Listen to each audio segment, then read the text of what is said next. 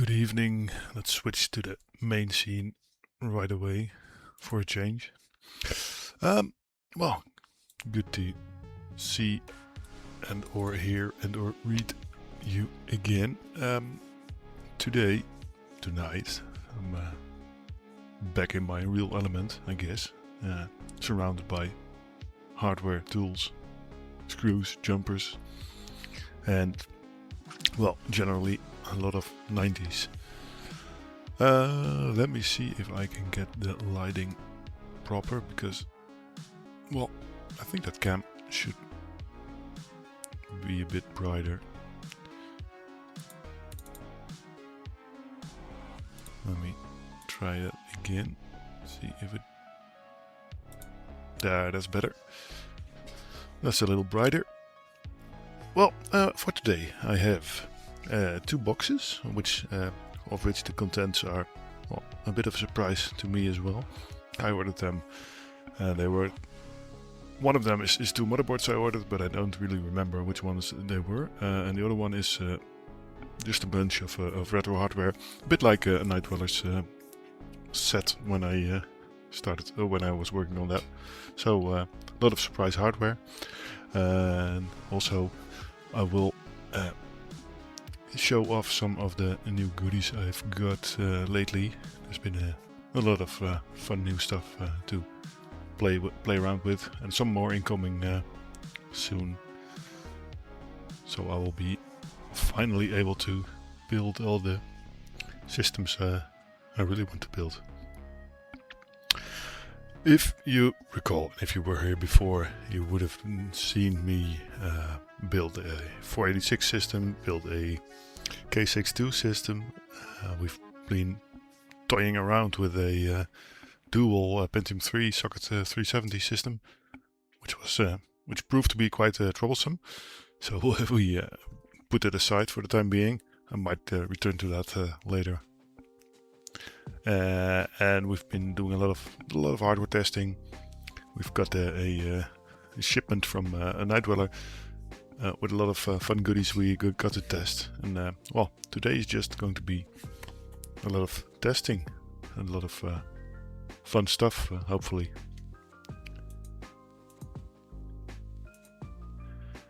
Well, now, first, let's do some testing, shall we? I will leave the opening of the boxes for a bit later, when there's actually people around, hopefully. And we'll go play with a little bit of hardware I recently acquired. One of the most more interesting units I got, I'll put it on cam right now, is this one. This is a motherboard, what is it? I don't even know what kind of... Let me grab the list real quick. I have all this stored somewhere. But once brands are not on them in big print, I tend to forget.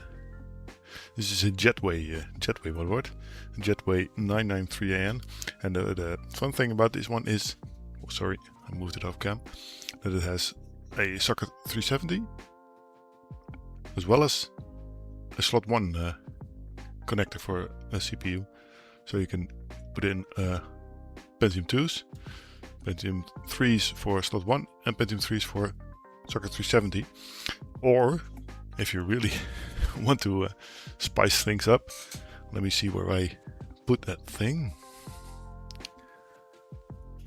So I can find it real quick. Guess not. There also were what we call slot cats, which are actually cards you stuck in the slot 1, and you could put a socket 370 CPU in there. So those were also fun to play around with. So let's see. Let's try out the slot 1 first. Let's open the brackets and hope not break them. Let's grab some memory for this board. this one takes. Let's see, SD RAM, PC 133. Let's go grab the big box of memory modules and some CPUs. Here, this is what it looks like. Probably not the best way to store them, but I don't have a better way at the moment. This should be some PC 100, which should work fine. So let's stick it in.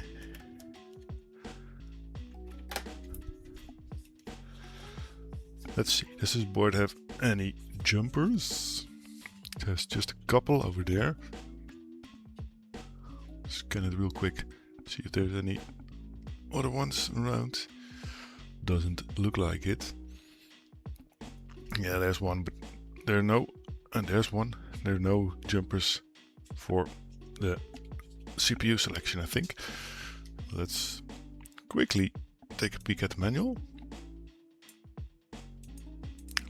Gotta love the retro website for this.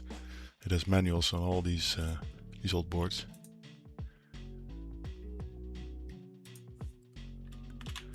As you can see via the link in chat, it is a year 2000 compliant motherboard. This one supports both slot 1 and socket 370 CPUs. You can only use one CPU interface at a time. Good to know. Let's see what speeds it supports.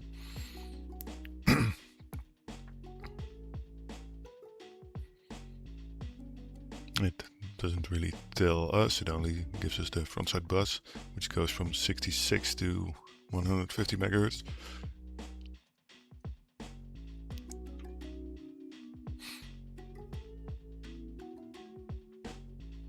Well, it actually warns us that the memory module should be PC 133 or 150, not 100. So let's grab another module, because this one is actually PC 100. See if we can find a PC 133 module. That's not one.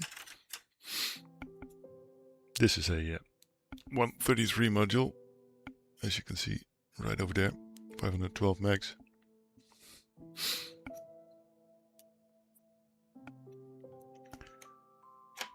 Let's toss that one in. Let's see if it says anything. There is actually CPU bus frequency selectors and CPU ratio selectors, but they should be jumpers 11, 12, right above the IDE slots, which, yeah, they are there. I think this is one, yeah. The focus is gone, okay.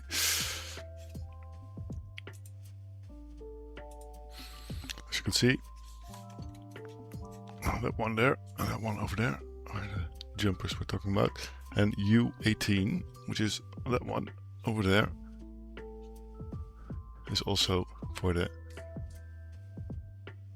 CPU ratio selector. So let's start off with one of the CPUs I actually know works, which is a Pentium 3 500 MHz slot 1 unit, which is this one with a nice tiny fan on top. Compare that to the huge radiators and or air coolers we have nowadays. Let's slot it in and then see what we need to do for the jumpers. There should be a CPU fan plug somewhere. Yeah, there it is. So tempting to also put in a socket 370 CPU, but I'm afraid we'll break the board if we do. Excuse me. So let's see. It's a 500 and it should have a 100 MHz front side bus. It should be right on there. Those letters. 500, 512. That means I think the kilobytes of cache. 100 is the frontside bus, 2 volts. So yeah, it should be at 100, which means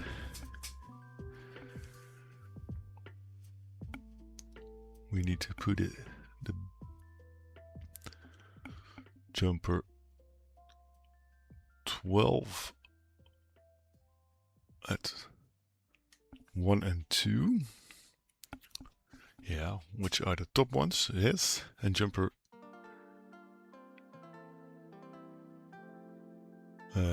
jumper 11, which is that one,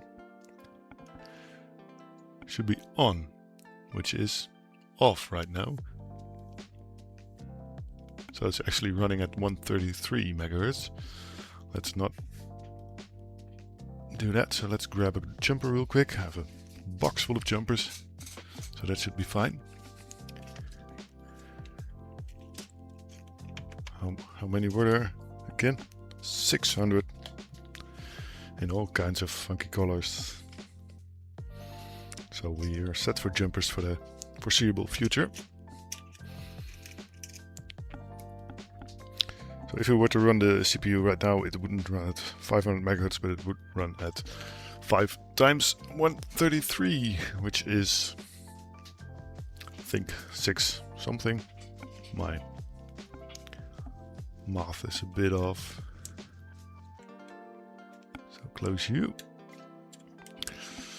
Let's take a look at the multiplier. The U18 should be the top one over there.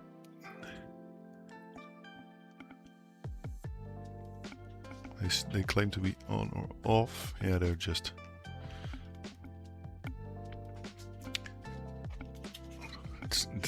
It appears they have 3 pins for each jumper, but they only have 2. So these ones aren't on. These are both off. The third one is on and the fourth one is off again. So we have off, off, on, off.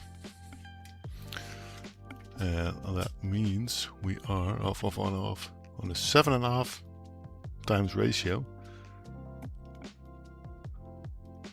So we should really move this around a bit, because it will be running way too fast and we run the risk of frying the CPU. Let's put these ones in order then.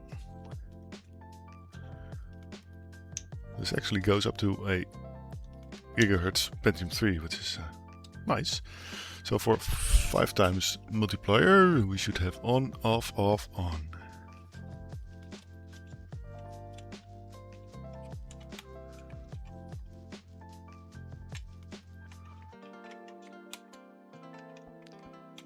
Let's use the pliers. Off, we can just take them off. Let's not take the pins off, but just the jumper itself. There we go. So 5 times was, what was it again? On, off, off, on.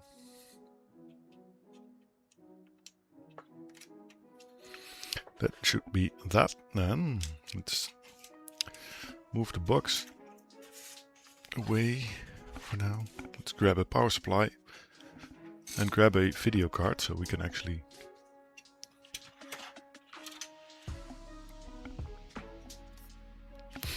get it running. Hopefully.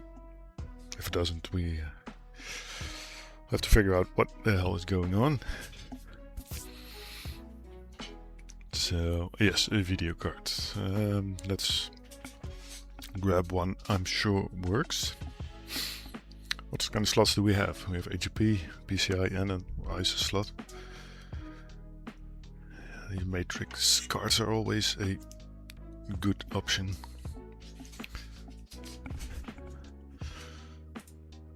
So what I have here is the... Which one is it? The Matrox Millennium MGA MIL4B 4 megabyte PCI card. There you go, let me show you.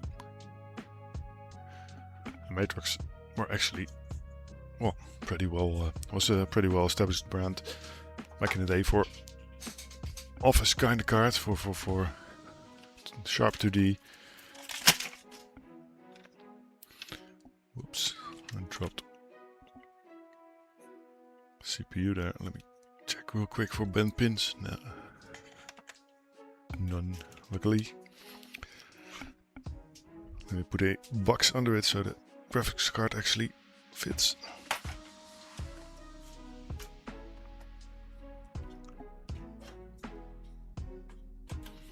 Put you in there. Let's put some power.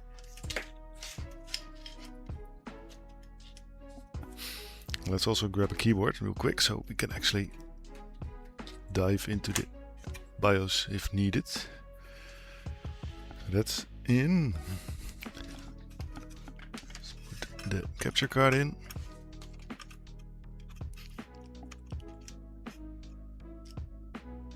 And grab the keyboard. This thing should take a PS2 keyboard.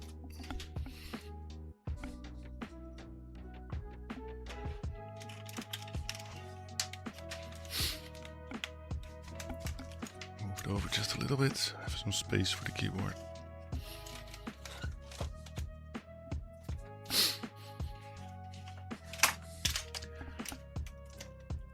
Long live these color-coded units.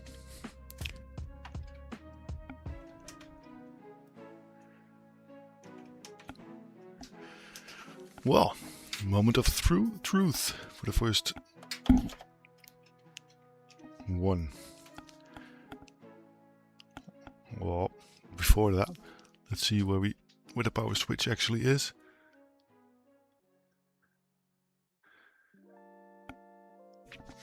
Because we'll need to use a screwdriver for that. Take a peek at the manual real quick.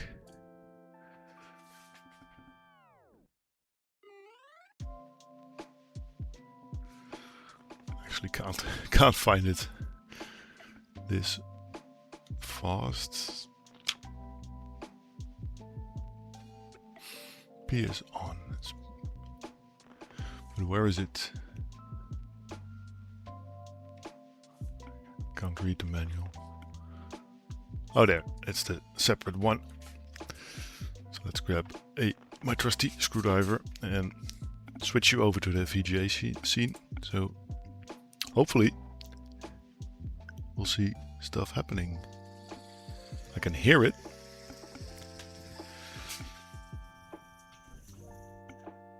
The fan is spinning. So that is something. But other than that, not much seems to be happening.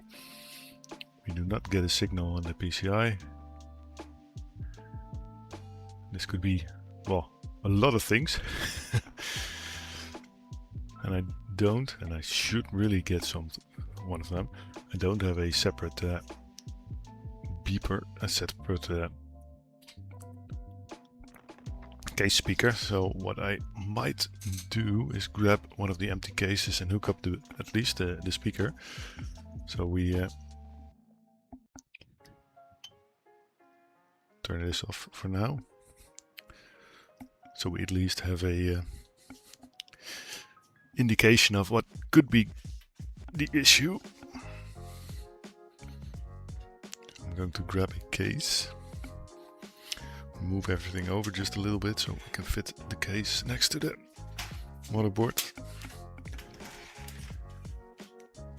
Banging around a bit for that. Show you again what's happening.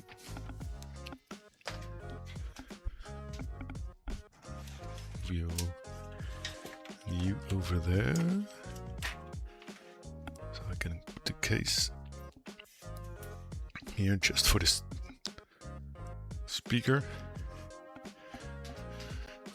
and maybe the power button would be interesting as well.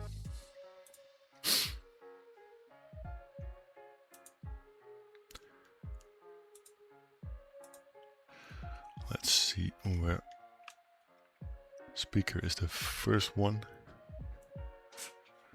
on the bottom.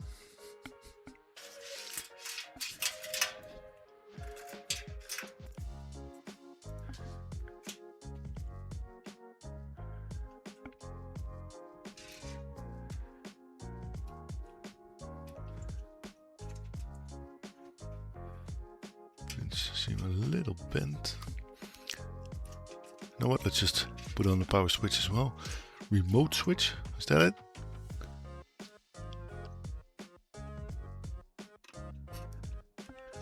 Let's see. And let's listen.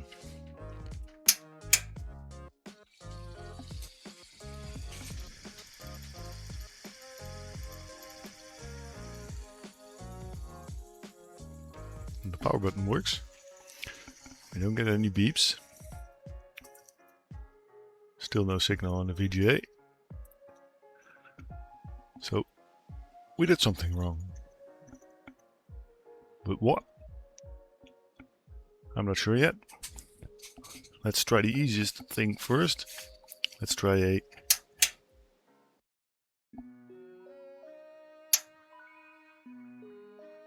turn it off first. Let's try an AGP video card.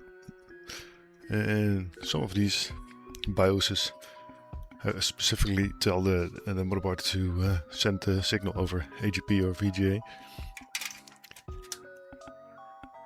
So let's grab an ATI AGP card.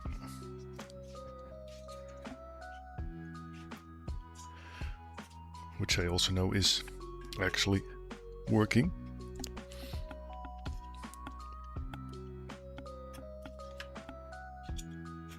Put the matrix aside for now.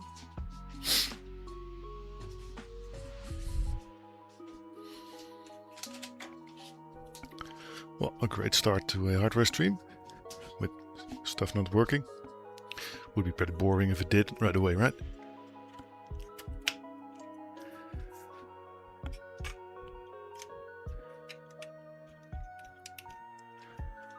I don't even know if the speaker on this case is actually working, so could very well be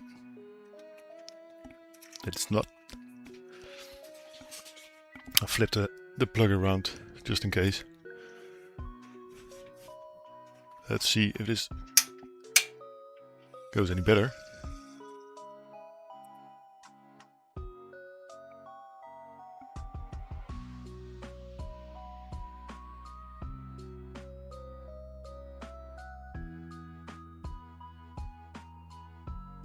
Well, so far, so nothing. There's nothing I missed, right? Yeah. Let's try and put. Let's try and triple check the settings, the jumper settings.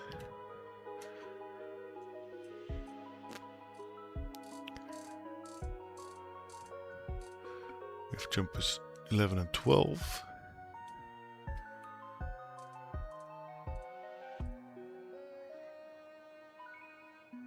Jumper 12 should be on 1 and 2. Which is the top 2. It is on the top 2. Let's move you back to the main scene.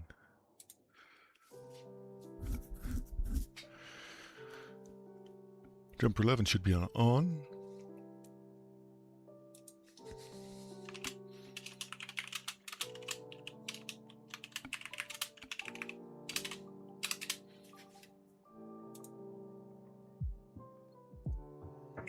Look up the CPU real quick. If I didn't do anything wrong with that.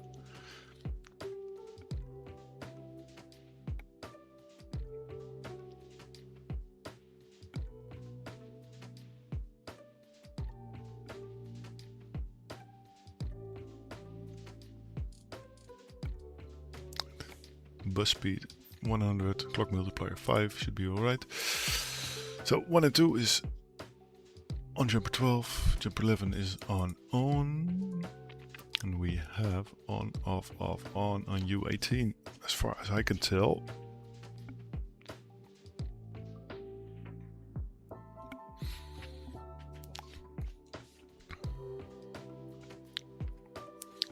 We could try a sneaky 133, but I don't think that matters. Let's try another memory module. What irks me most is that there's no beeps coming. Here's another 133, 256 megabytes. Let's try another. No, let's start the same slot first. Don't change two things at once. Just the one.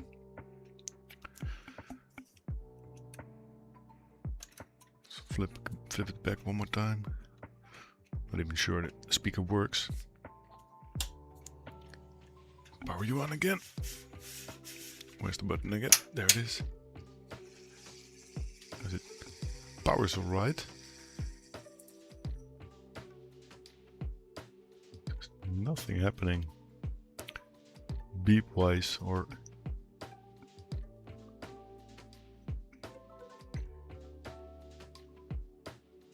signal wise, which is annoying.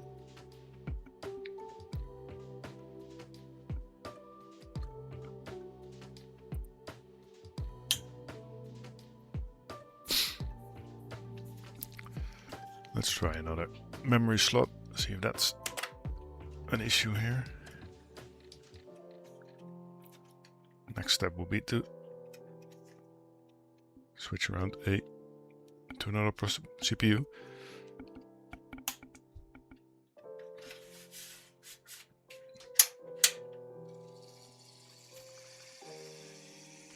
Yo, Raz, what's up, buddy? Starting off with hardware issues, so it's all good. Would be boring stream if it wasn't, right?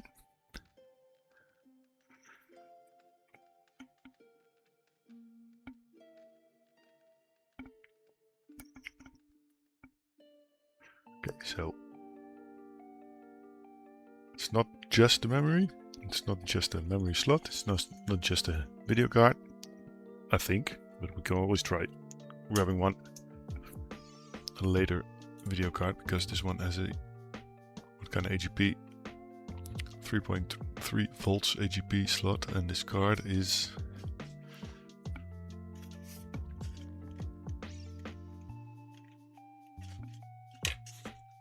let's see.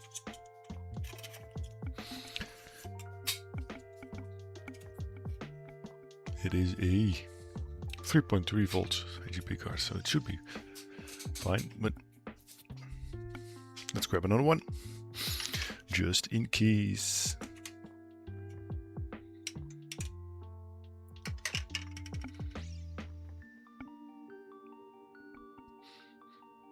There's a PCI card again. Should have another ATI Rage card hanging around somewhere. There we go. A Rage Pro Turbo AGP. That's what you say, mate. Imposter syndrome is also quite a thing here, for me at least. Let's fire it up again. See if this makes any difference.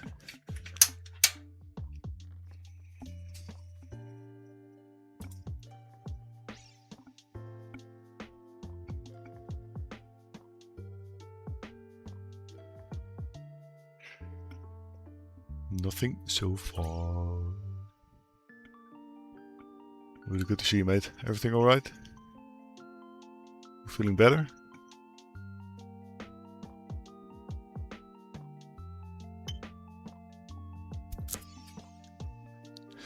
Well, now. Do it! Ah, great, mate. Good to hear. I was really being an asshole in the sickness, right?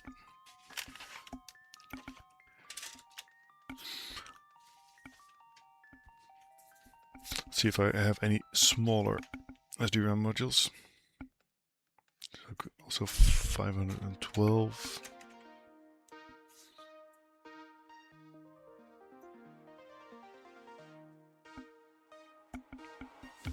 Another 256. Let's try one other module, because the memory is mostly untested, so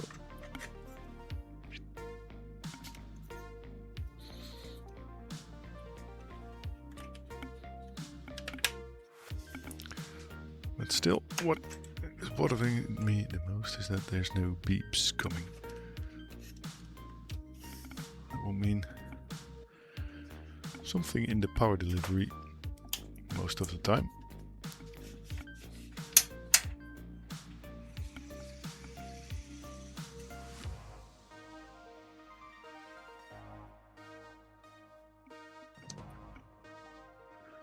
Grab the manual again real quick, see if there's anything dimension of memory configuration.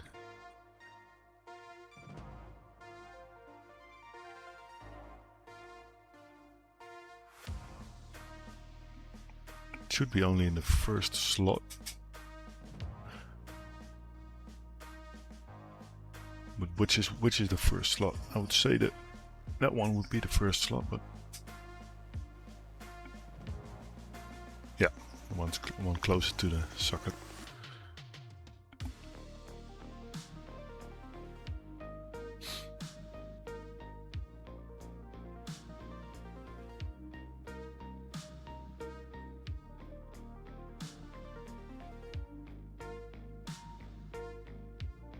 You know what? Let's pull out the battery.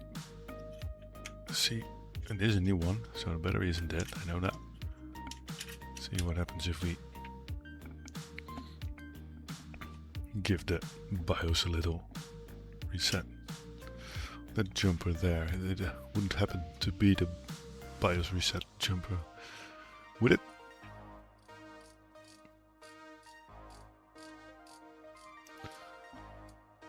It is JP14, which is CMOS RAM clear.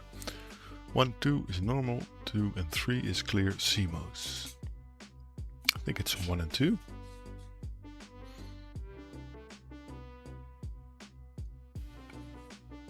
Yeah, it should be alright.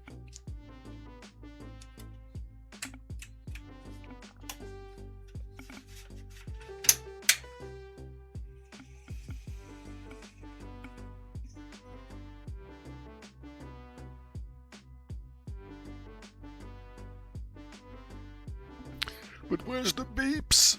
Why aren't there any beeps? Alright, let's switch out the CPU then.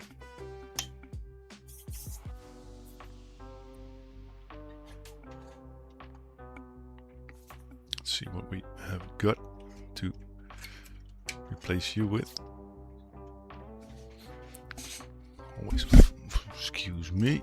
That was again always fun to pull these ones out.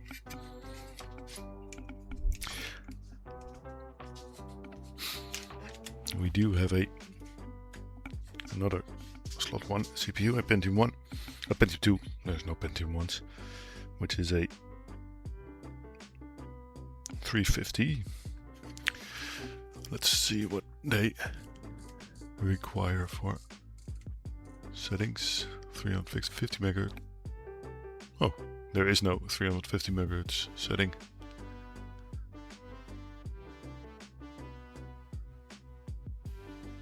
Wait, this board doesn't take Pentium 2s? Okay. So that's not an option. Let's try something different then. See if we have anything else to fit in there.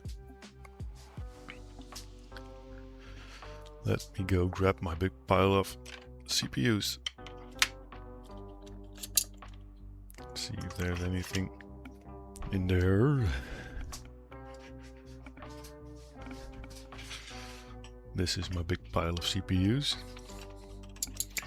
And this is a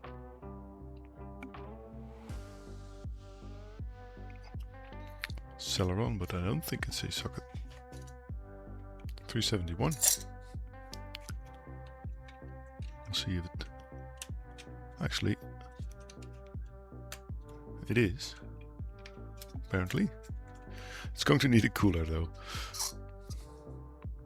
and it's a 1000 MHz Celeron. So for 1000, it should just run on 500, but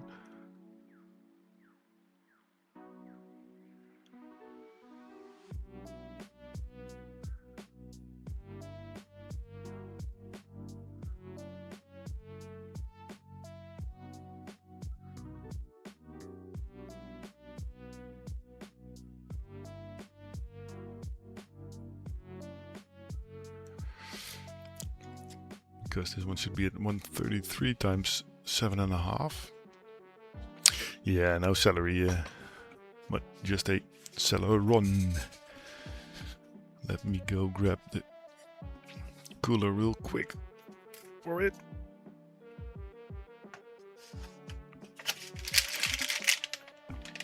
There's other CPUs I know that work, but they're in my other system, so that would mean I'd have to cannibalize them, and I don't really feel like doing that right now. I'm just going to put a cooler on there without any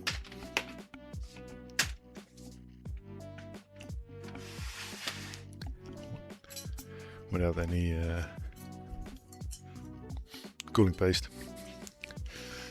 Just stick it on. This one should be big enough.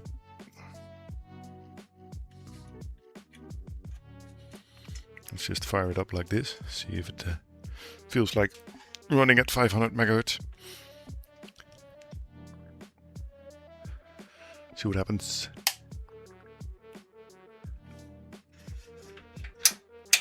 At least the fan starts spinning, so that's one thing. It's a quieter fan as well, so that's also better. But still we get nothing. There is something annoyingly wrong with this board for now. So I think we're going to leave it as it is for now, this board, and switch over to one that hopefully does work.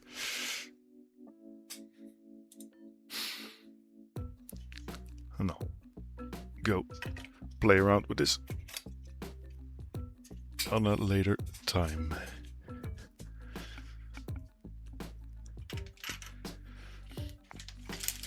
As it happens, I do have another slot 1 board, which I want to test, so new board.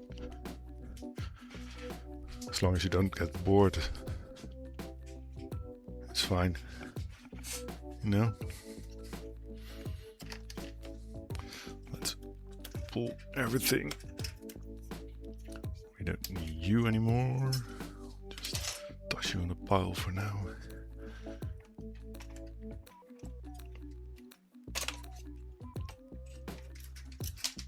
Let's leave the CPU in, remove the RAM. There you go. Someone is using my emotes. Yay!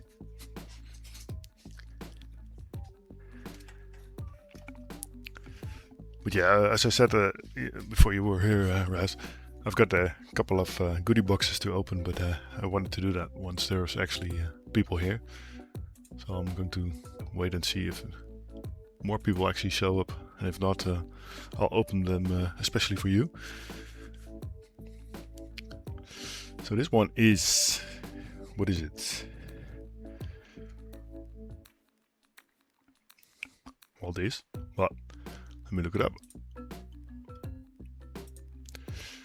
What other slot 1 motherboard I have got? This is an Acer motherboard actually. So it's an OEM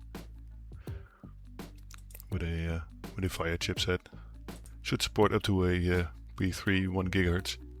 You are people. You are one of my most loyal people, right? But yeah, I'd like for more people to watch me unpack the boxes. Well, now this one, the Acer, has not a lot of jumpers. There's the set, or is that connectors? Let's take a quick gander at the manual for you.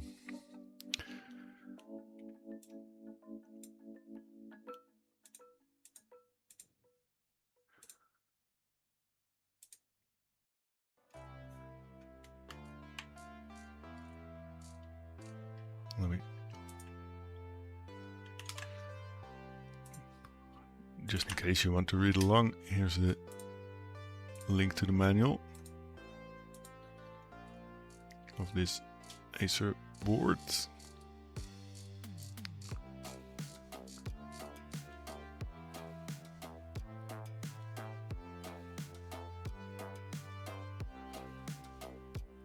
In addition, the system board supports a jumperless design that automatically detects the CPU voltage and frequency.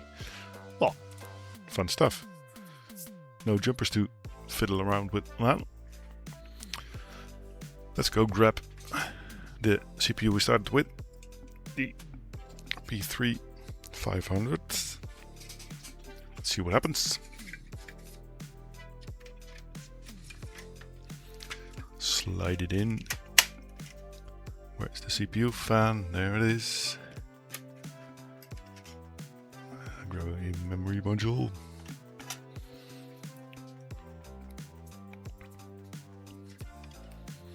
Most of the time the nearest ones to the CPU are socket 1 or DIMM slot 1. Ah, we need a video card back. Let's grab the matrix 1 again.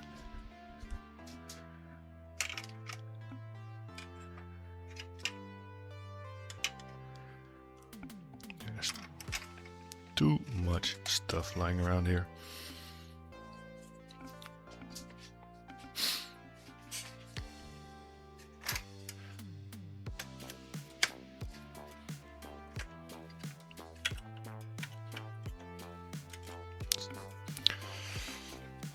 Disconnect you, just in case. Put in the power. And see about connecting the speaker and the power switch. Well, this actually, this is nice. This is a manual for the entire computer, not just the motherboard. See if we can get any motherboard overview. Yeah, there it is.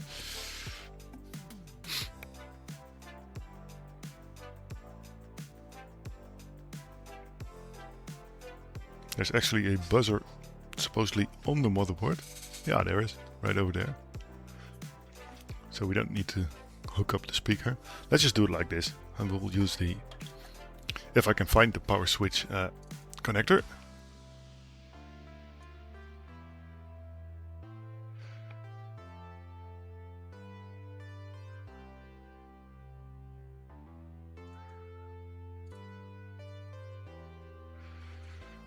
Power 2 should be the ATX power connector, but where is it?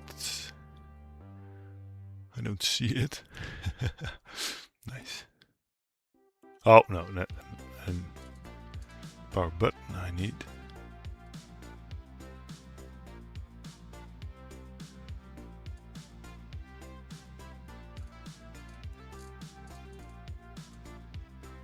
Power switch, SPWR.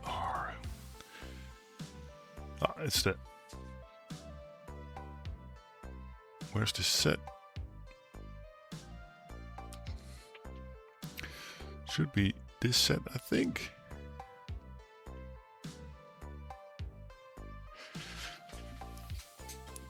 And then the... Yeah, that's that one. And then it is the top ones closest to the fan connector. So we should hear it power on if we short these.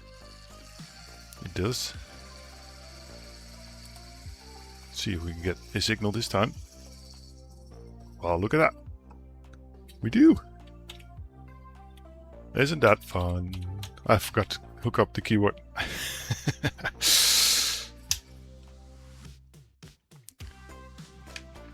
And, well, USB being universal, it allows for connectors to be put in when the system is running.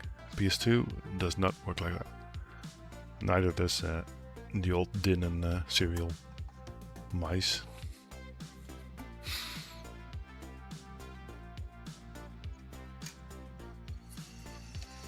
There we go again. Well, at least we get to have some thing to see. Let's go dive into the BIOS. Well, yeah, I don't really care about this. This is also not very interesting. Yeah. Well, look at that. We've detected a CPU. We can actually goof around with this. But it actually changed the multiplier. Wow. We can put it up to, what's the highest? 124 times 7.5. 930 it goes. Well, let's not do it that. Shall we try just putting it at the 600 megahertz? Just to see what happens. It shouldn't fry right away. See if we get it to run at 600. Keep the clock frequency at 100.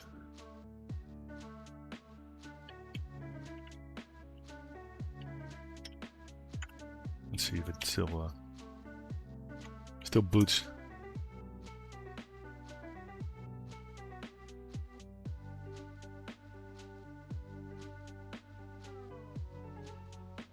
It does, but it's once again it's running at 500 megahertz.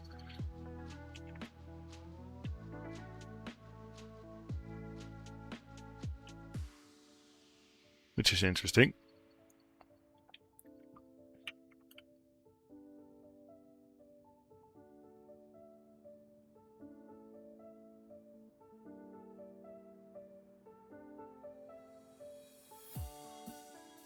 Set up turbo. Wait, what?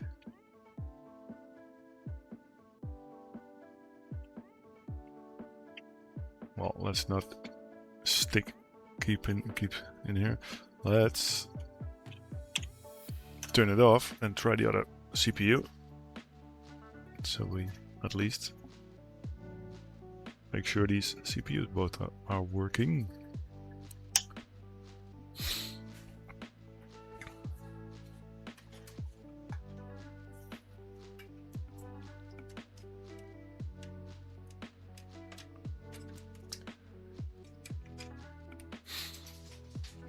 Always a bit scary to pull this one out.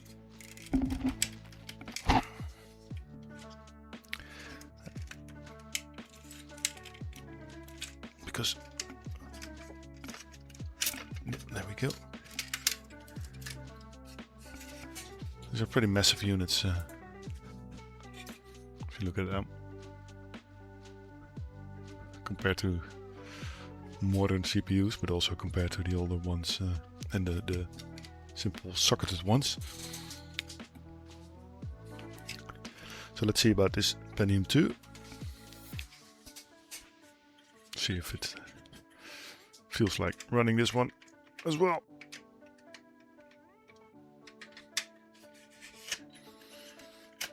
As you can see, this one only has a cooling heatsink, not a fan. Apparently it didn't generate that much heat. Well, the issue is because we don't have a fan now, I can't hear if the system actually powers up.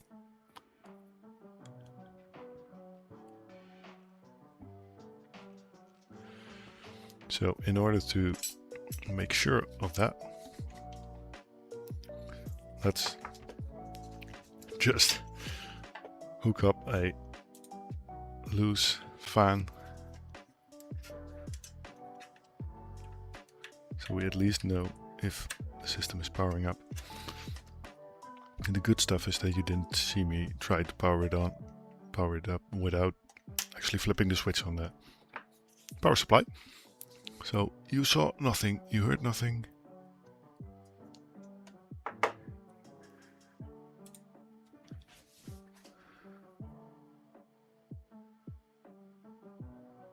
There we go. This feels a lot better than tussling around with the old previous system.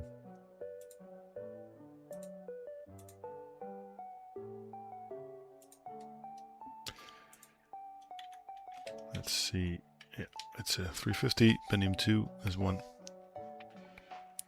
So good. Apparently it doesn't, by default it doesn't change to the set frequency, but it just sticks to the detected one. I think something to do with this turbo setting, but might actually allow you to switch between. Well, now that was fun.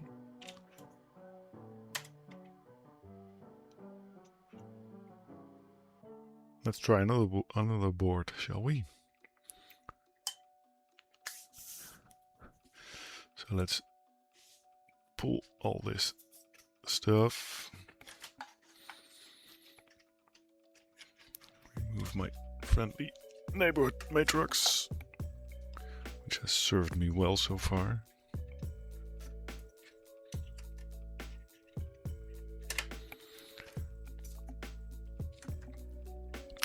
Let's keep the memory module handy, because now we know that one is working.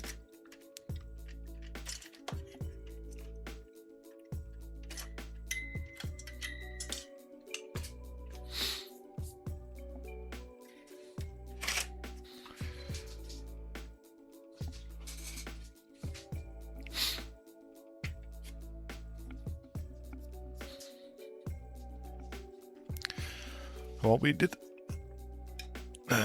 identify a couple of things, mainly the actual CPU and video card and memory modules we were testing with were working. So with that earlier board we tried, there must have been something else, maybe a jumper setting I screwed up, but we'll come back to that later, maybe in a later stream, maybe later this stream. I'm not really sure yet. But right now we've got some other fun stuff to play with. I have a socket 7 board. I have a socket 3 board. Actually 2 socket 3 boards I'm willing to test. Let's start off with the socket 7 board.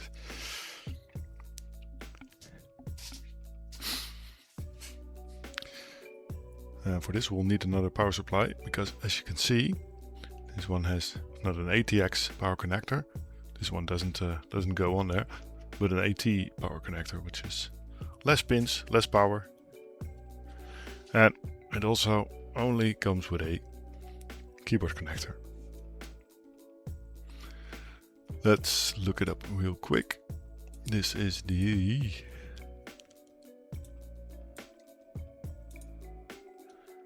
should be the Zeta TX100 3D, but it claims to be a VR 502, so let's check that out real quick.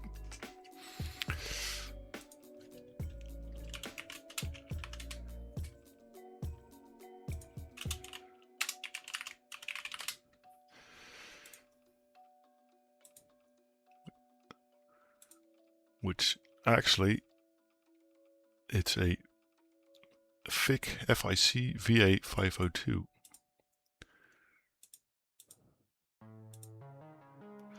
I'm not sure why it's not in my list yet, but let's put it in. It is a socket 7 motherboard, which supports frontside buses from 50 to 75 MHz. It's baby AT sized. It can hold maximum of 512 megabytes of RAM. It can use SD RAM and 72-pin fast pace or EDO modules. There's 3 ISA slots and 4 PCI slots. It has a built-in connector for IDE and floppy, which is good. Earlier boards, but not socket. I think most or all socket 7 boards actually had those connectors on board. Hey Strider, good to see you, mate. Thanks for joining us. We're knee deep in old hardware again. Just the way I like it.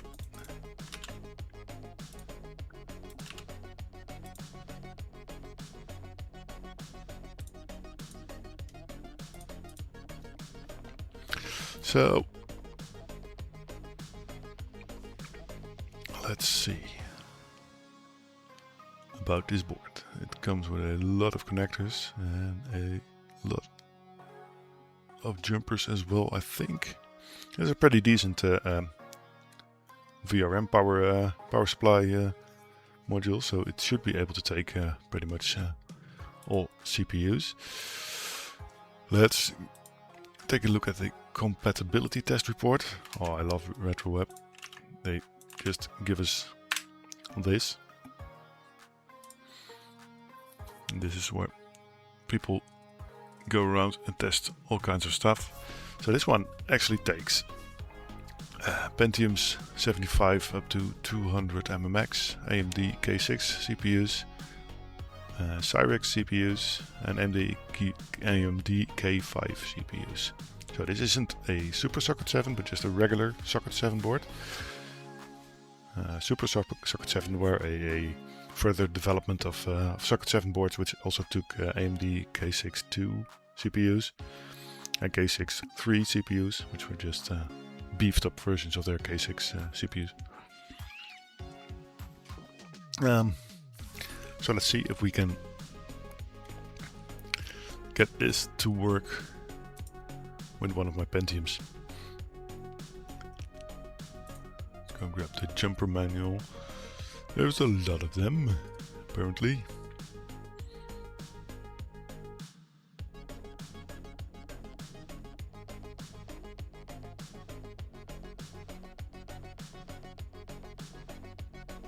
Let's go start with a little Intel.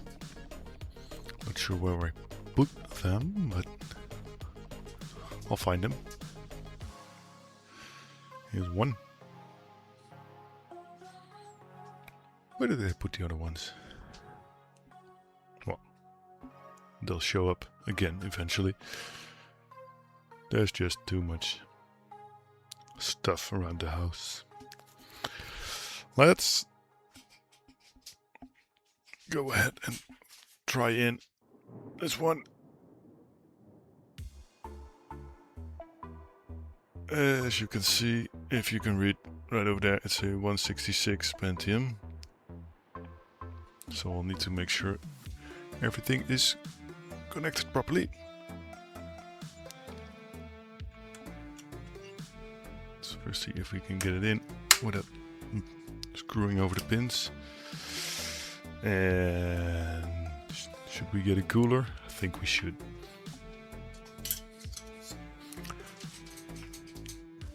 Just a tiny one to keep the CPU a little bit cool.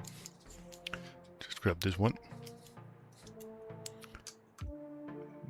Can just put it on like that for now. No, not the absolute safest way, but it should suffice for just a quick test. As long as we make sure every jumper is set correctly.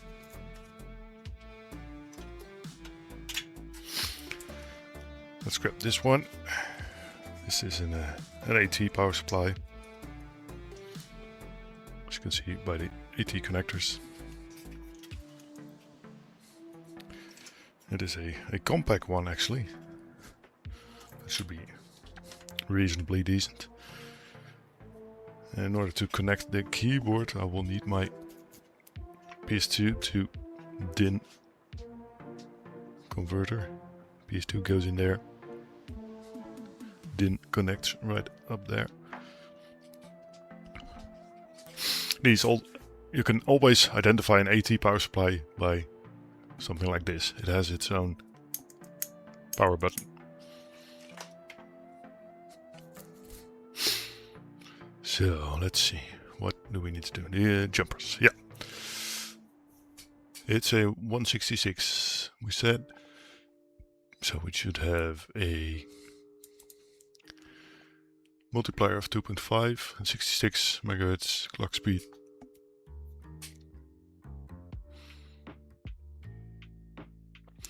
So yeah, I see that, but where are those jumpers? They are there, that's one of them. Right below the CPU. That's clock 1, 2 and 3. And those should be 66. Oh, select the right CPU list. 1 and 2, 1 and 2, 1 and 2. But what is 1?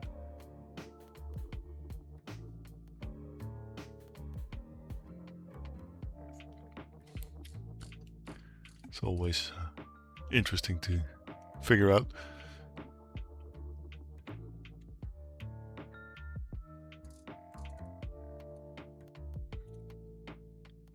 And we'll also need frac 1, 2 and 3, and those are over there. And they should be on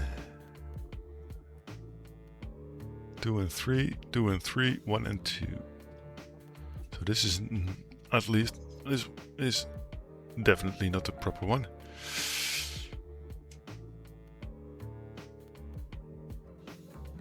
I would reckon the top ones are 1 and 2, the bottom ones are 2 and 3.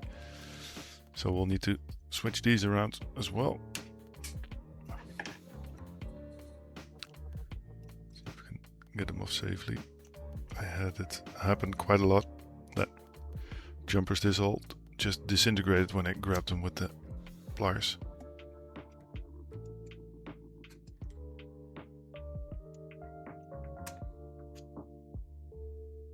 These ones seem to hold up right. Right, after this I'll go and see what's in the boxes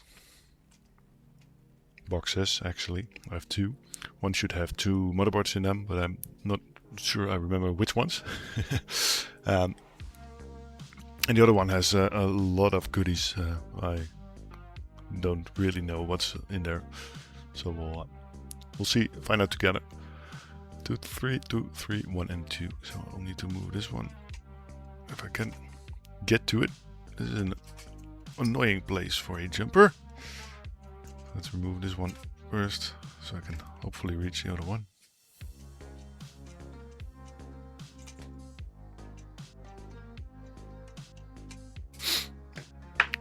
Let's see if I can get a nail under it. Nope.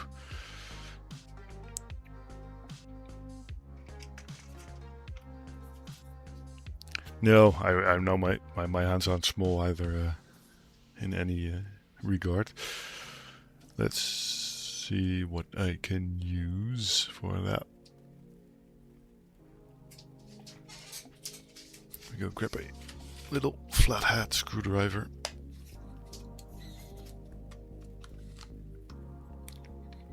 See if I can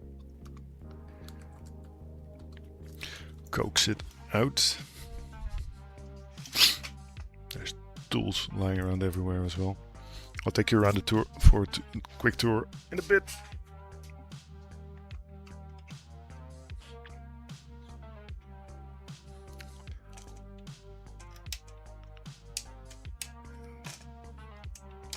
Come on. Let's use the other one as a leverage. There we go. Almost. I should be able to use the pliers right now.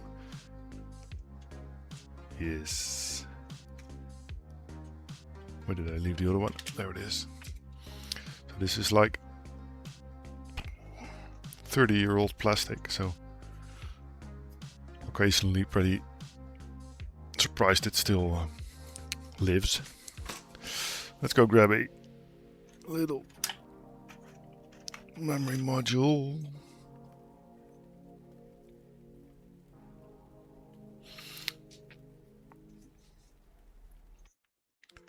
And see if we can get it in.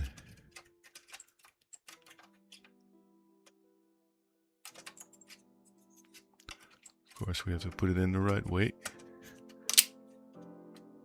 That's not the right way.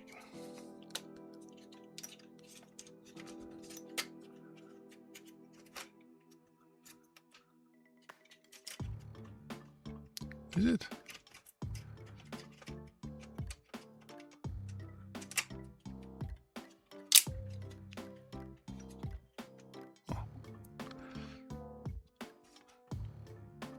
Maybe that thing is just broken off. Okay. Let's check other jumpers real quick. Oh, we need to check the voltage on this one before we fry it. A Pentium 166. What kind of voltage do you need, mister?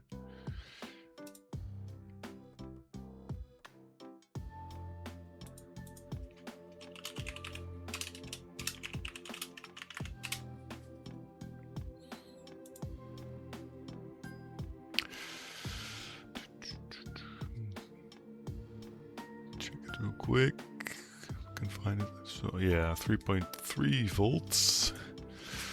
So we'll also make sure the voltage is set properly.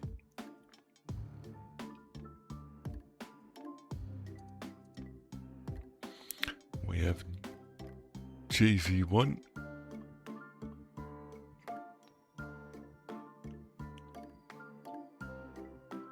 And jumper VR.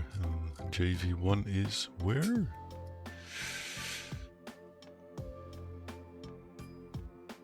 JV1 should be right below the CPU, that one. And VR is over there, right next to the second ISO slot. And what settings do we need? JV1 should be open. All open? Everything open? I guess so. So let's pull those out.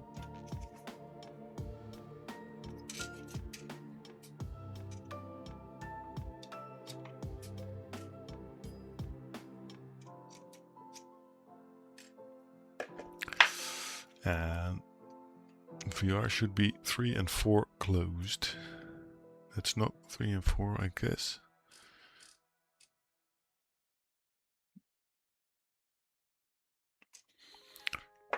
They go from the right.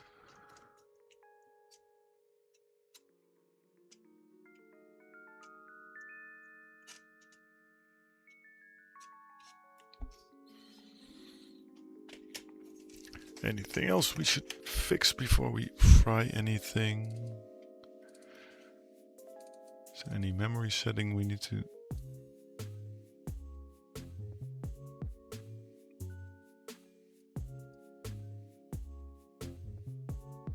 No. Thanks, mate. Thanks for dropping by. See you later. Take care. Sure you don't want to wait and see me fry this motherboard or CPU?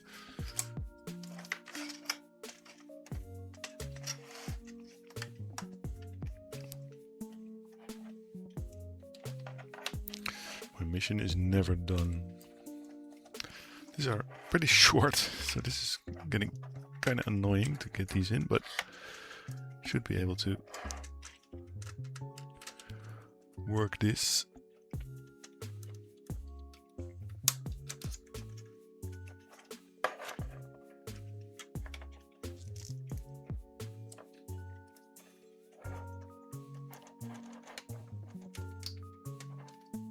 Come on, get in there.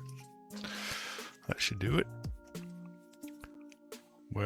There it is. Let's move all the tools aside a bit. Don't forget to hook this one up so the CPU gets at least a little bit of cooling, especially if we manage to screw up something in the settings.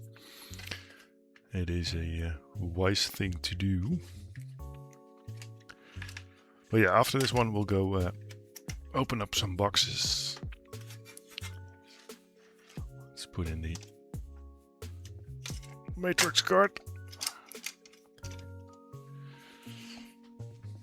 Put in the power. Move you guys over to the VGA scene and fingers crossed, see what happens.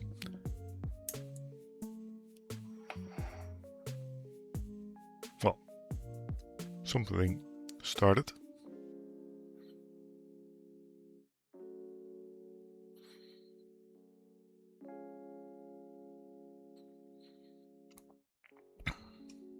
But yeah, nothing much is there now.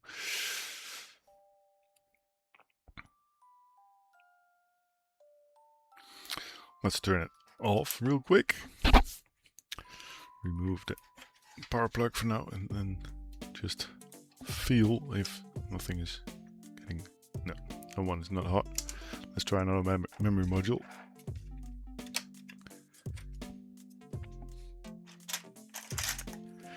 I've got so many of these. Try another slot as well. Not sure which one of the slots they want populated first.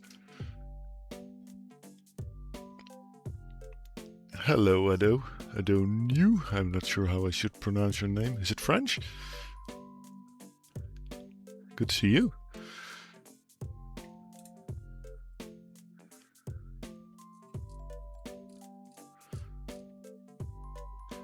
What was it? I was looking at the memory modules.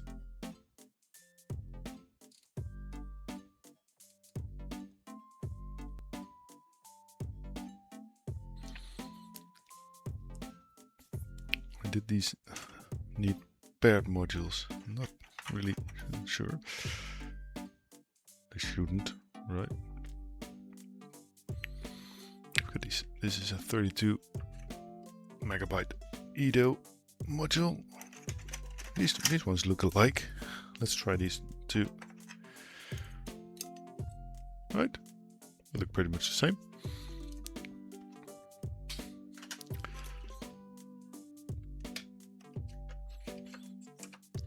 I think these are one of the few, this isn't the smart way to do this, one of the few actual memory module layouts which have the gap dead on in the center, so it can be pretty hard getting them seated properly,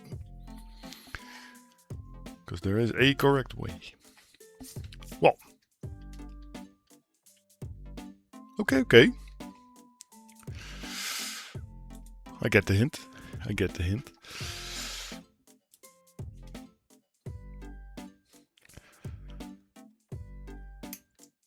Let's see what happens.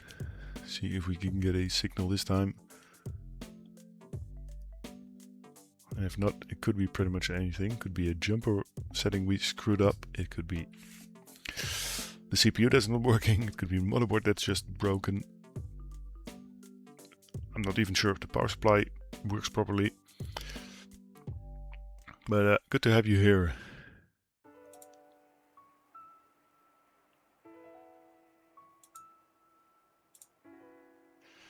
Yeah, this probably isn't going to work.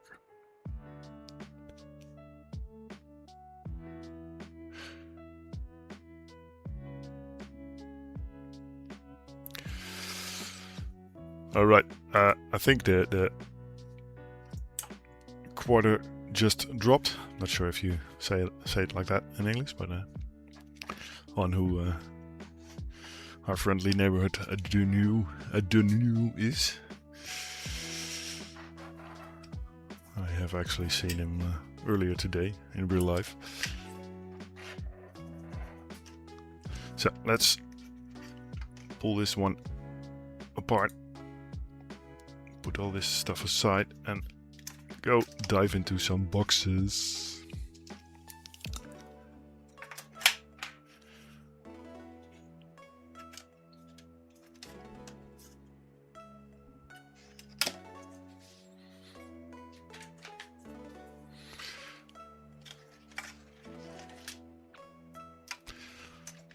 This is the most fun part. These AT connectors are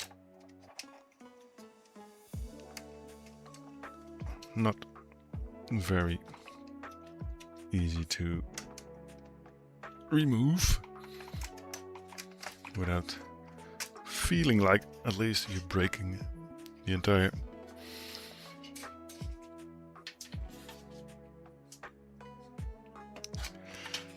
connector. So let's move you apart, aside, pull you out.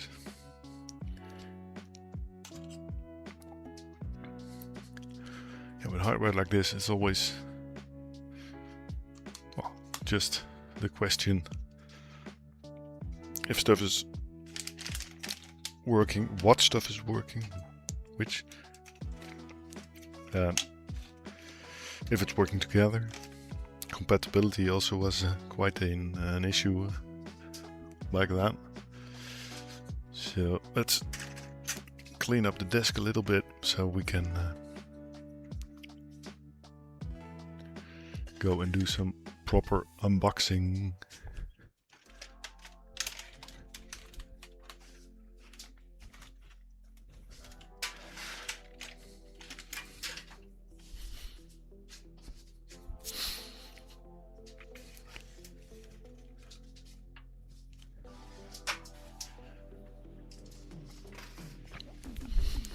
Before we do that I wanted to take you around the room just a little bit.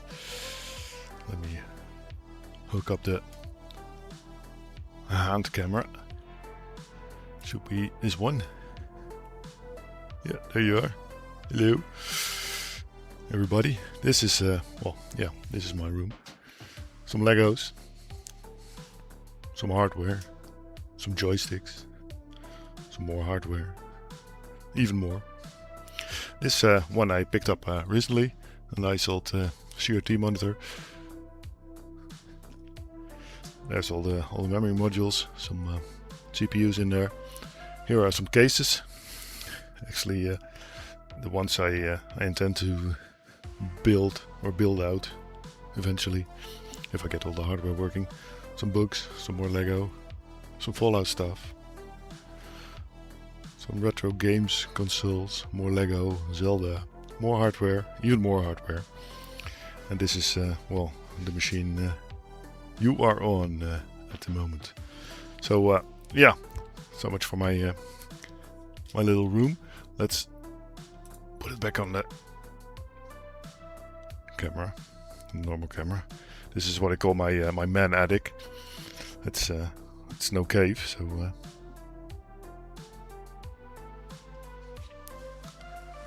I'm in the attic. But yeah, let's go to boxes. And we will start with the least interesting one, which is the motherboard.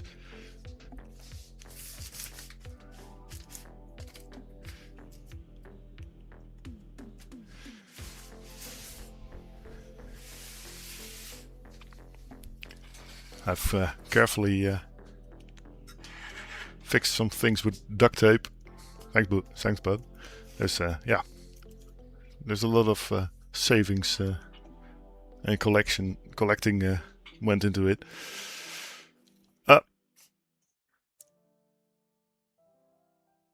I've been quite handy with the duct tape. To prevent me from doxing myself, or the one who sent it to me. So let's cut this one open. These should be two motherboards. I think a socket 7 and a socket 370, but or maybe a slot 1. I don't really remember actually. So the box says Soyo and Zida, which are well, actually two of my more favorite brands from. Back then. They are a bit niche, but very, very feature rich, most of them,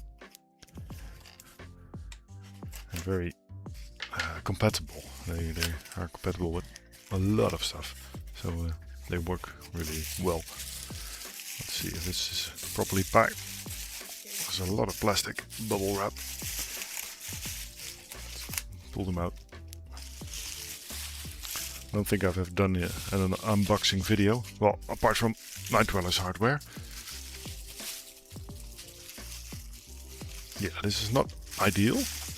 Ideally, you'd have them put in a proper anti-static bag, and not in the just bubble wrap. So there is 2 motherboards here.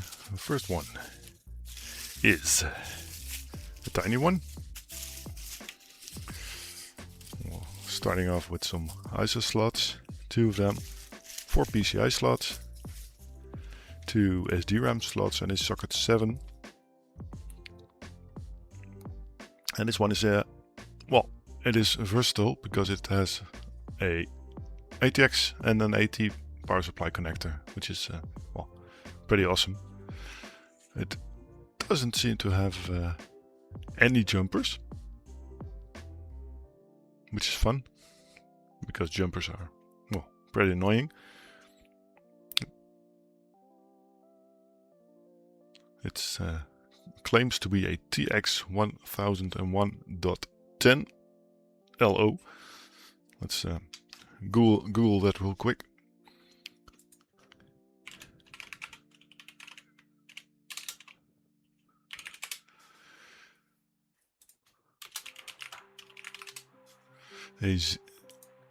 Well, it is apparently a Zeta TX 100 3D. Well, that's the one.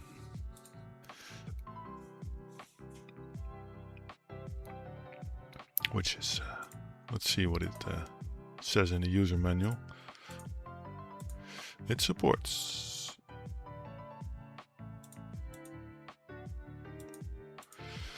Pentium MMX, AMD K5, K6, K6-2, K6-3, Cyrix IBM 6X86 or 6X86 MX or M2, Ryze MP6, IDT C6 and WinChip CPUs. So this is actually a Super Socket 7 board, which supports all the awesome CPUs from that era. We might actually go test with this one in a bit, because this is a really fun board. Even though it looks small, it has pretty much everything we need to build a nice system with. A nice Pentium or AMD K6 kind of system. Yeah, so let's move on to the other one.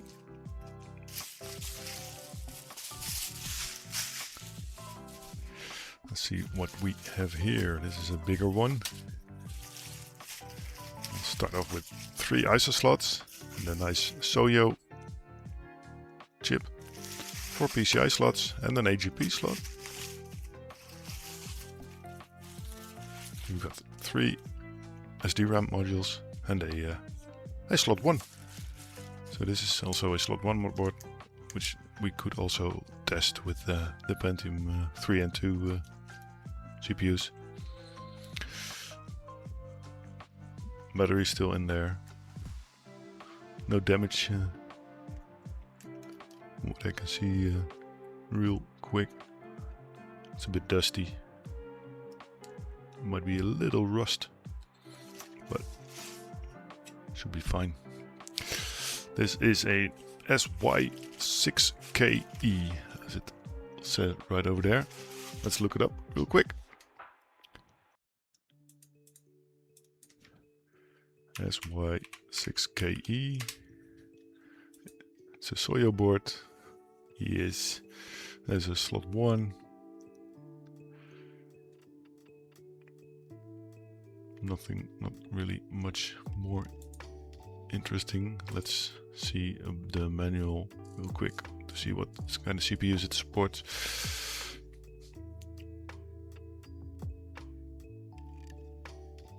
Apparently, this one only supports Pentium 2s, so that's good to know.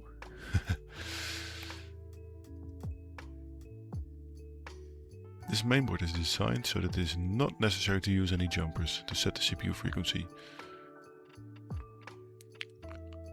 Any type of CPU from the Pentium 2 families 233 to 333 range.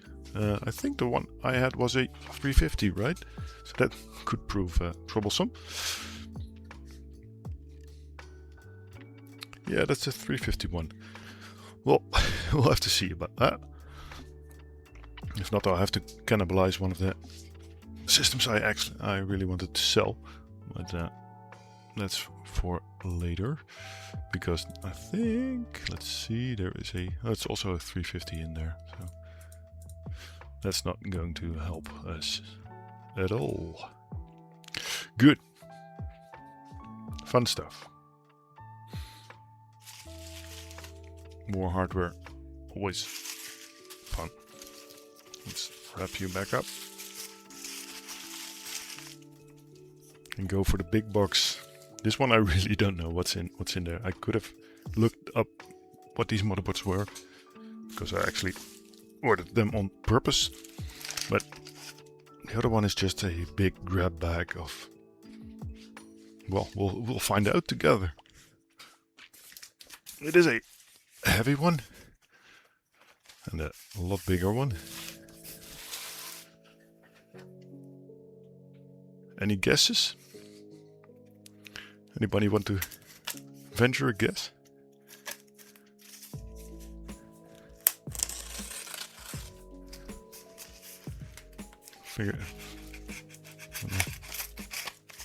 Attempt to guess as to what we can or could encounter in here.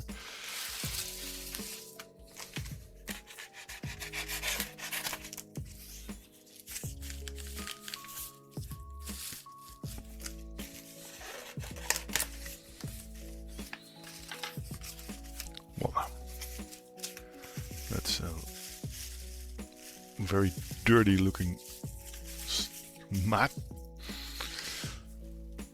Starting off with cards. Let's grab the first one, which is what looks to be a network card. Hey, it's a TV tuner actually. Creatix TV tuner. Not really anything we can work with. The next one is a graphics card. And looks to be, it's a Matrox MGA G100A4, which I think stands for 4 megabytes, but we'll see about that later. Fun stuff.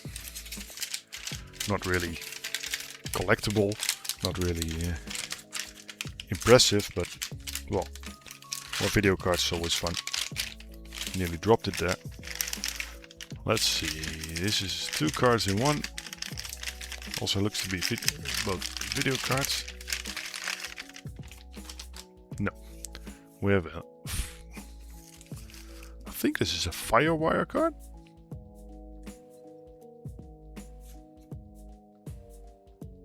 I think these are Firewire connectors. Never used them myself, but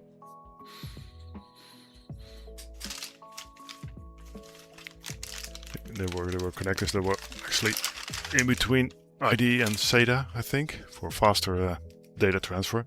And this is an Asus what? EN6500. I think it's a PCI Express card actually, so it is not really, sorry, all that interesting. Let me move the cam this way a bit. It's really not that interesting for us. It's funny to see how weird the VGA port is grafted on with a plastic connector. Can you see that?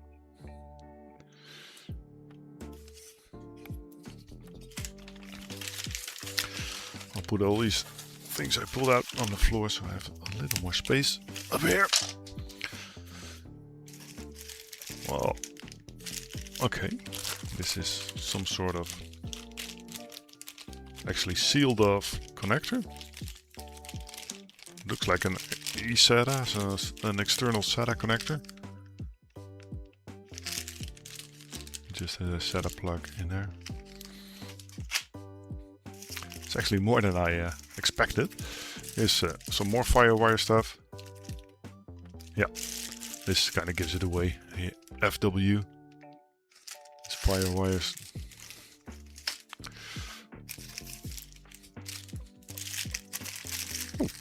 This is interesting. Not all that useful, but interesting nonetheless. It is a PCI IDE card. So if you don't have enough IDE connectors on your motherboard, or if your motherboard only has SATA and you really need to connect those IDE devices, you can use one of these. I've only really seen them the other way around, like PCI SATA adapters, which I have quite a few of. So I can put SATA SSDs in my my systems. What have we here? Another TV tuner, I think. Solid. Well, it has a lot.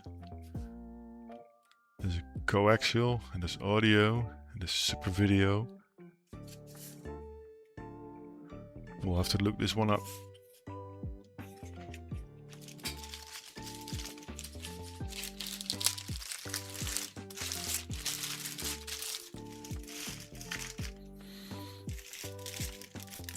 Here we have another PCIe video card. It's not really useful, but always interesting. An MSI one this time.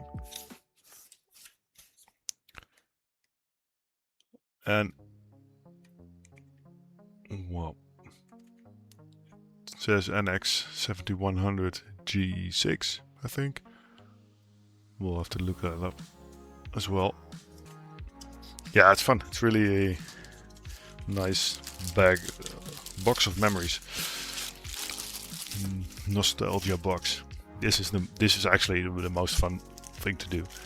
Even more fun than fiddling around with jumpers. Another video card, an AGP one. An ASUS, relatively new one, an ATI 80 watt. Radeon, an A7000. Not sure what it is actually. Well, I'll look that up as well in a bit. And let's make sure to have all the ones I need to look up separate from the rest. Then there's these two PCIe cards I want to look up. And the rest I don't really care about right now. What else have we got? Another video card, another AGP card.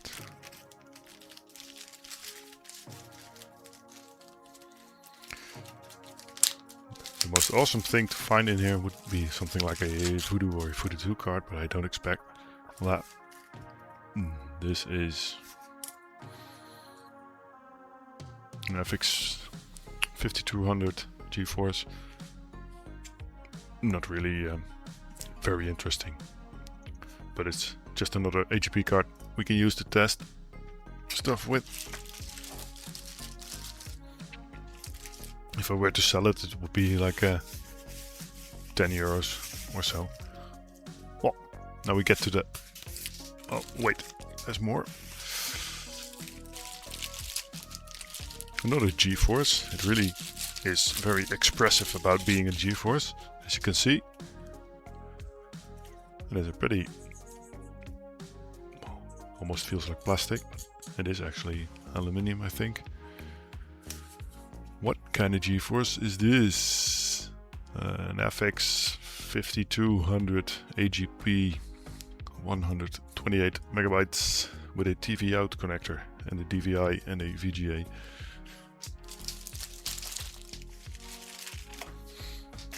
More.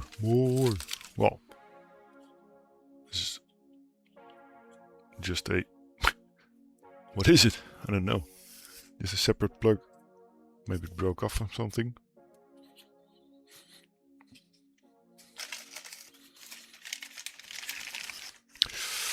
Another video card, because another AGP card as well.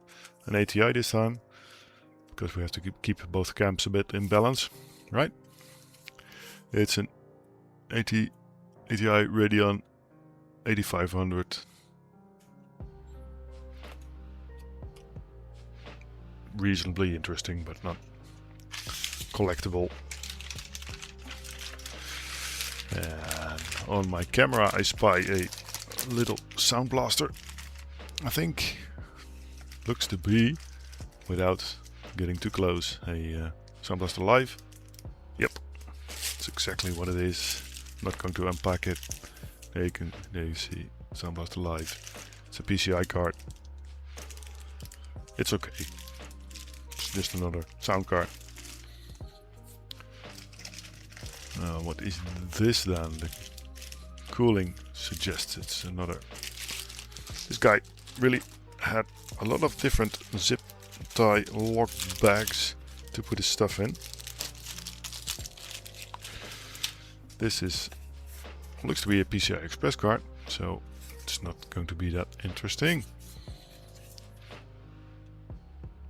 Radeon X600.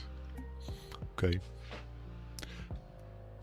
Wasn't really a ATI kind of guy back then, so I'm not sure of the stats specs on these.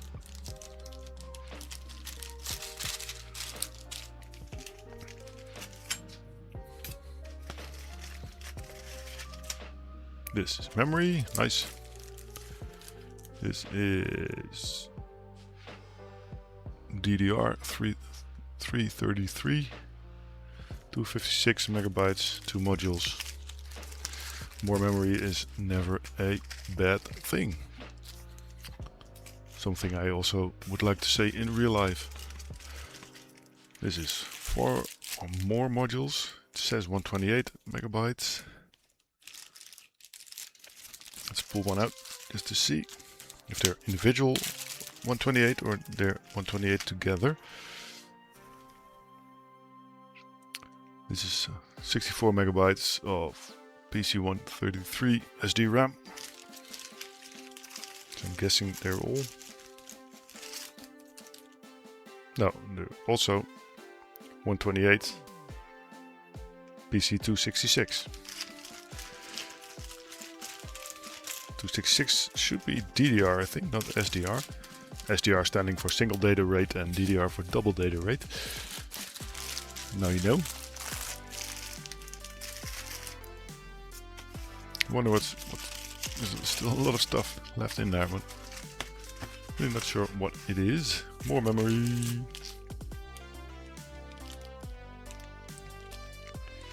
This is DDR again. Lots of it, which is good because all my Pentium 3s, later Pentium 3s need DDR, I think. And here we have some SD RAM again. One PC100 stuff.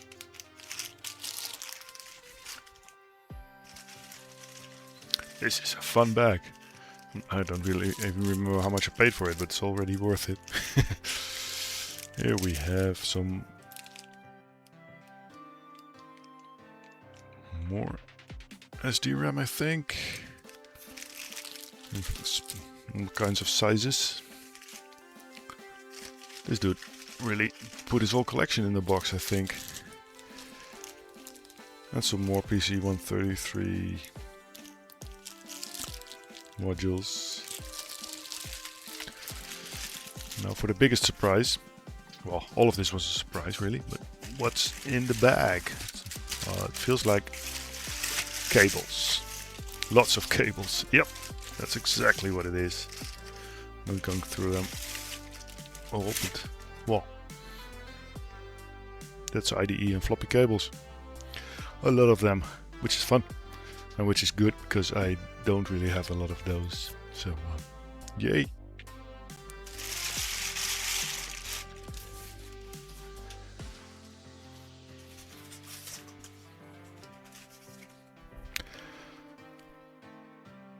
I want to show you one more thing, which I have recently received as well.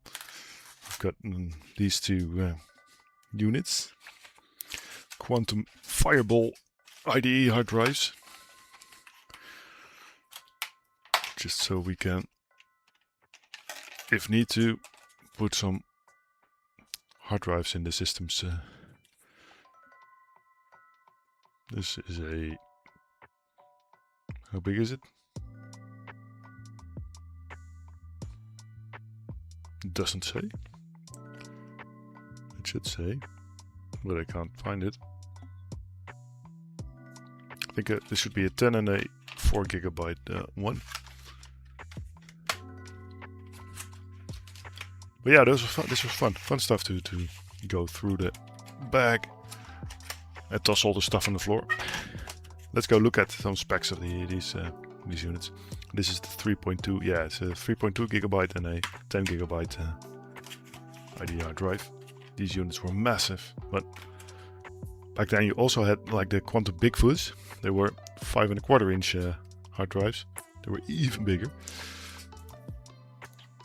They were the size of DVD and CD-ROM drives.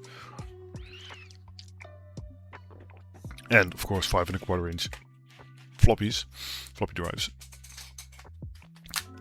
of which I do not have any, and I do not really desire any. 3.5 inch works just fine. So let's go look up these cards real quick and see if there's anything interesting in there.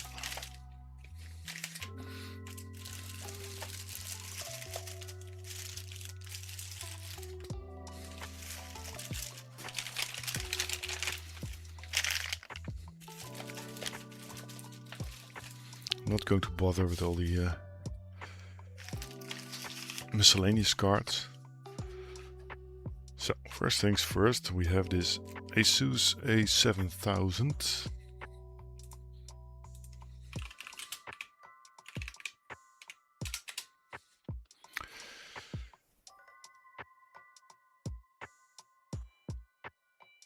And especially the Ace 171.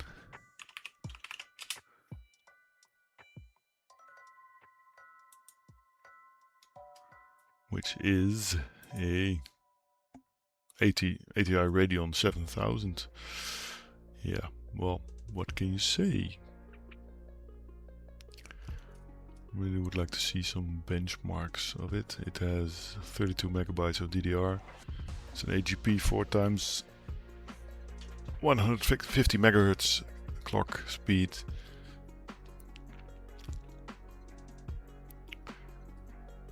It's a DirectX card, DirectX 7. And it was supported from Windows 2K up to Windows XP. See if we can get it up in a bench somewhere.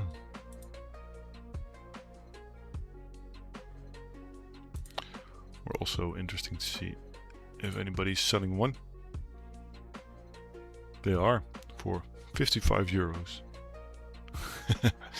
Wow, I don't think they will get that for this one.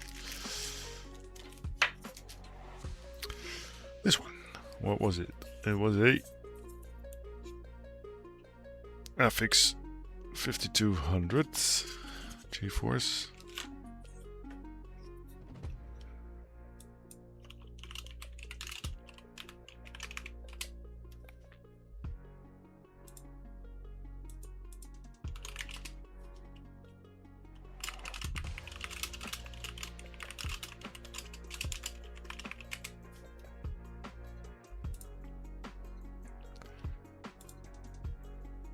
It is a card from 2003.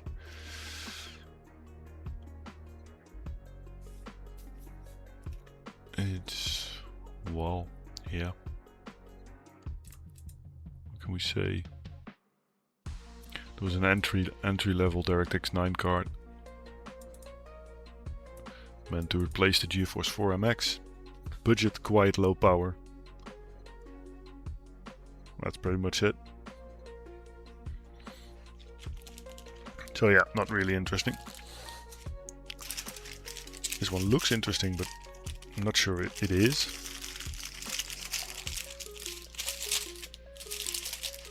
This is a Gigabyte GV RX 30.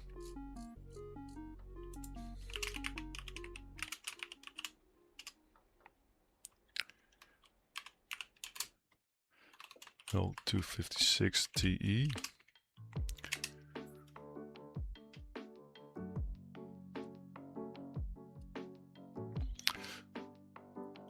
Yeah, as I expected, first thing that comes up when googling it, it's a card that looks more impressive than it is.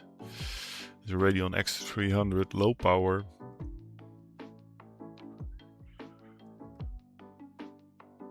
And it apparently even struggled with games like Half-Life 2. So also not very interesting, unfortunately.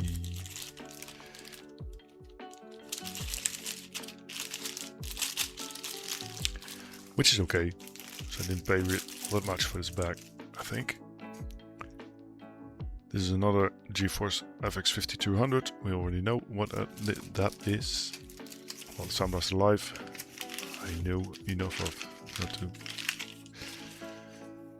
bother with it. And this was a Radeon 8500.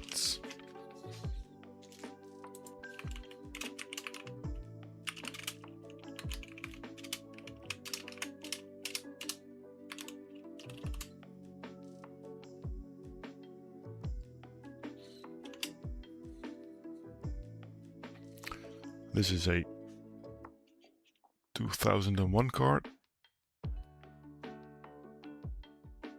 It was a real high-end card. Well, this is good to know. The 8500 was built to fight the GeForce 3 Ti, and it actually was better in a lot of DirectX titles because it has the very strong shader hardware. So this one is actually interesting. It's also nice and purple, so I've not seen much purple PCBs.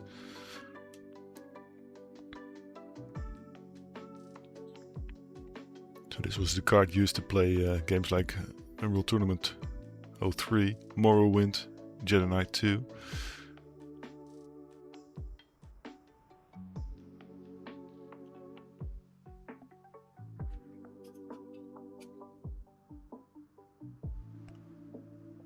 It should be an LE, a low power variant, I think. It doesn't say it anywhere. So yeah, this is actually a nice one. This one goes on the keep pile. The other ones can, well, maybe go in the cell or maybe go in the trash, depending on if they actually work. NX 7100 GS.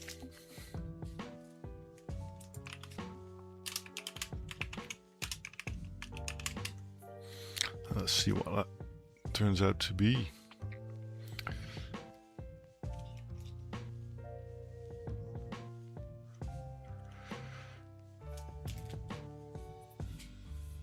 Well, this is promising.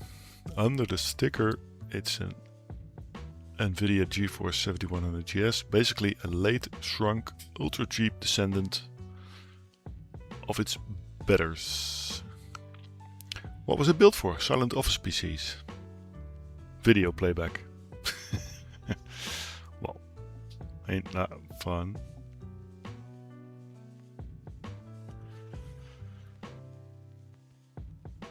So this also goes in the go away pile.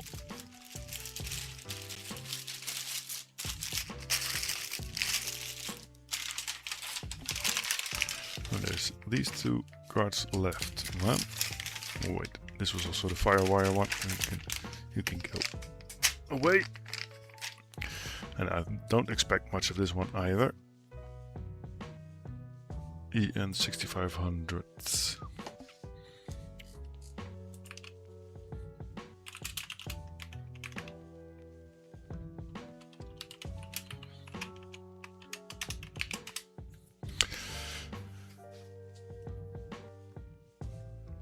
It's an 05 card. It's a proper late AGP gaming card. Oh, good, good.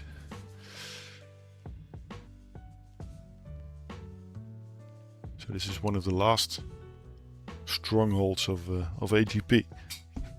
Well, no, it's not an AGP card. It's a PCI Express card. Why are you saying it's an AGP?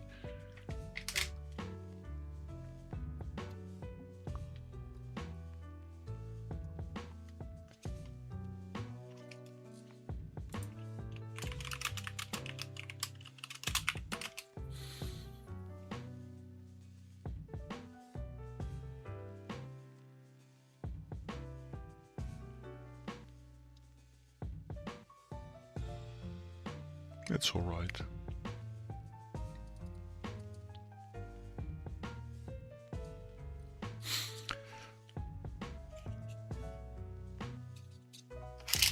Let's see if I missed anything interesting in this pile. Memory, memory, memory, Firewire, memory, memory. Weird capture card thing. No, it's not capture probably, but Firewire, eSATA, IDE. What's this? Oh wait, we missed one.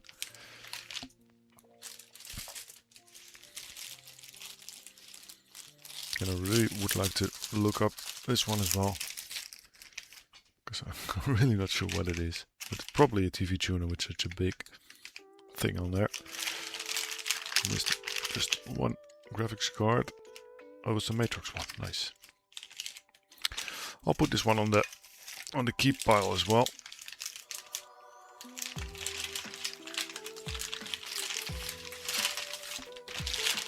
Man, I didn't expect this much hardware. Let's look at this one up. MK02530.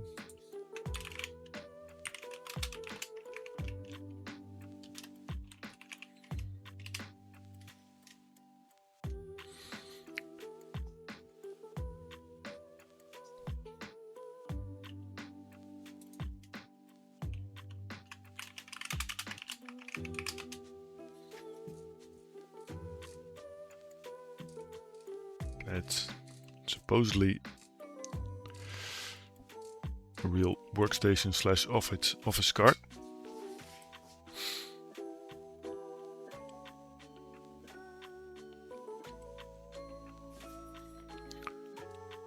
It's actually not a 3D card.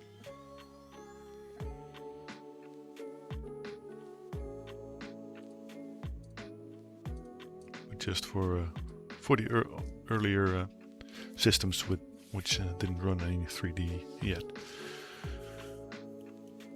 So this one goes like a Matrix card, so I'm keeping this one definitely. This is the third or the fourth one I have now. So we have a go away pile when tested. Probably it's going to be a little tough to test the PCI Express cards, but we'll see about that later. And this unit.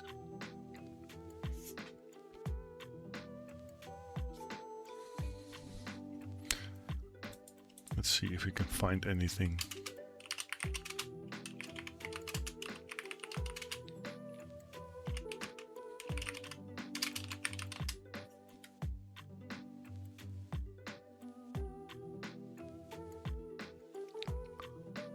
Well, Solid apparently was a Dutch budget brand.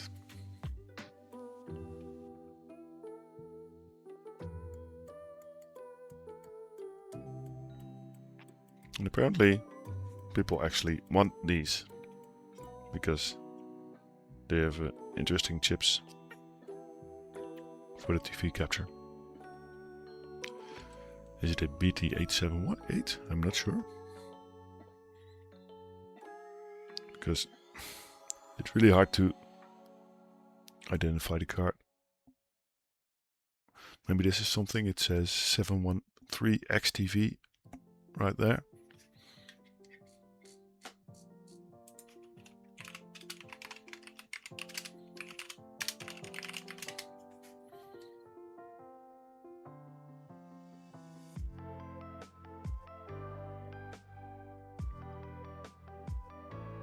Apparently that's the chipset, the Philips chipset.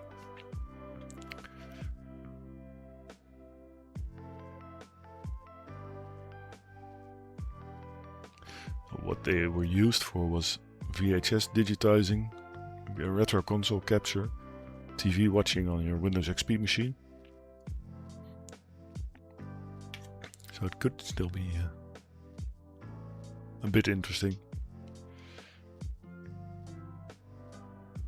Maybe to play my consoles on through one of the old machines eventually. So we'll hang on to this one as well. So it's actually a capture card and not just a TV tuner. Or capture card of sorts. One of the predecessors of the capture cards. Well now, that was fun. Been going for 2 hours. I think my voice is getting rather raspy, and I really did what I wanted to do this stream. So I think I'm going to leave it at this. Thank you all for joining me, for hanging out, for watching me screw around with hardware, fail with hardware, and also unpack a lot of fun goodies. Eventually, and I really look up to that. Don't really want to do that. All those memory modules have to be tested and labeled. But yeah, that's something for later Tormbo. For future Tormbo. Next stream I think I will be just continuing my little TIE Fighter playthrough. And after that we'll build another system, I think. Yeah, something I'm not sure I showed you yet, but something I picked up is this, which I will be playing eventually, and even more awesome, these ones, the OGs. This one I think actually still has the manual in there, which is awesome. It's a Dutch manual. Geavanceerde bewakerstoren. De hand van Not. Fun. But yeah. The discs are in English at least. And for some reason I do have the... What was the Red Alert expansion called again? Covert Ops? No, that was Command & Conquer, I think. But I have it. I have the Red Alert expansion, but I never owned the actual game. So that's an interesting thing. Yeah. Thanks for being here. Thanks for hanging out. I'm going to go chill for a bit. I'm going to play a little, I think, Monster Train. Or maybe some Cyberpunk. Or maybe even a little Star Rupture. But I'll do all of that off stream. So I will see you hopefully next week for a little bit of TIE Fighter. See if we can get through battles 4 and 5 maybe. So yeah, thanks for hanging out. See you around, champs. Good evening and have a nice weekend.